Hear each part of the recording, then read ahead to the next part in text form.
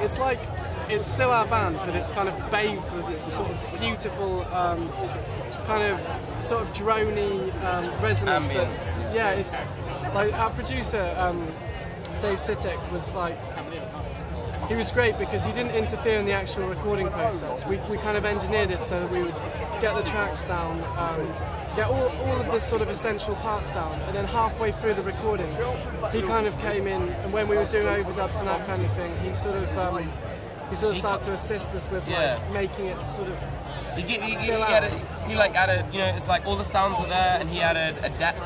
He messed with the spaces around the sound, so there's this weird ambience to all the tracks, and so, you know, and it's like, it's important for, like, sound isn't just about duration, it's not just about playing a note on the guitar or a hit on the snare, it's about the depth of that sound and the room around it, and that's like what he did, and that's like his expertise, and it's great because it sounds like a record. It doesn't sound like a representation of us live. Yeah. It's not like we're one of those bands. It's like, yeah, let's spend £50,000 to try and capture our live sound. You know, it's like to us that's like kind of a weird thing. It's like doing a record is a totally different avenue, and doing a live performance is a different thing. And that's the beauty of being in a band, is that you've got all these different avenues to express the same songs.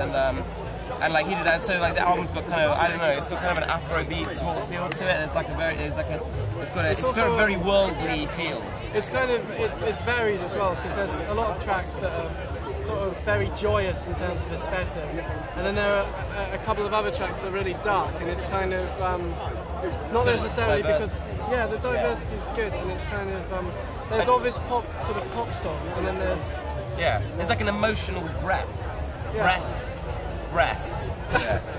Definitely. No worries. We went to New York because of the producer, because that's where his studio is, and he's like part of this crew called the Stay Gold crew, and they have like this studio, and it's all just this big crew, and we're now part of that and stuff. It's kind of like it's like a modern day indie Wu-Tang clan. Yeah, exactly. We're like part of this massive Wu-Tang clan, and also because we've all got each other's backs. Yeah. We're all gonna kind of.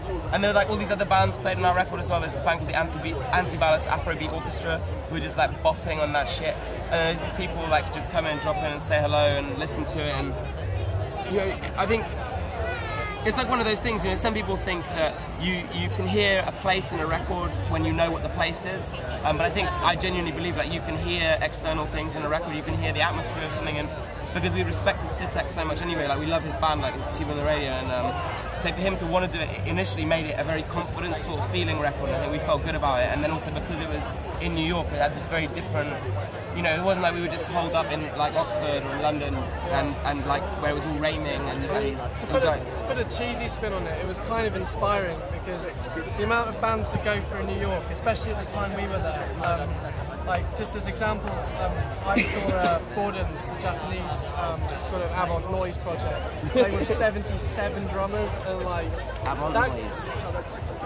kind of stuff is way more sort of there's much more impact than if you just went to say the Scala and saw a band and then came home. Like this is something that's never been done. It's like about, you know, for us it's like our band is about taking diverse sort of and culturally non-specific influences, so stuff from like African music and stuff from various folk music and things from the 70s and the 60s, and bringing it into like a kind of a Western pop format, and something that is pop and is accessible, and that hopefully sounds fresh. You know, we might have failed, but that's the aim behind it, and that's why being in New York's good, because it's like there's all these different bands and different cultural and subcultural things going on, and the drinks are cheap.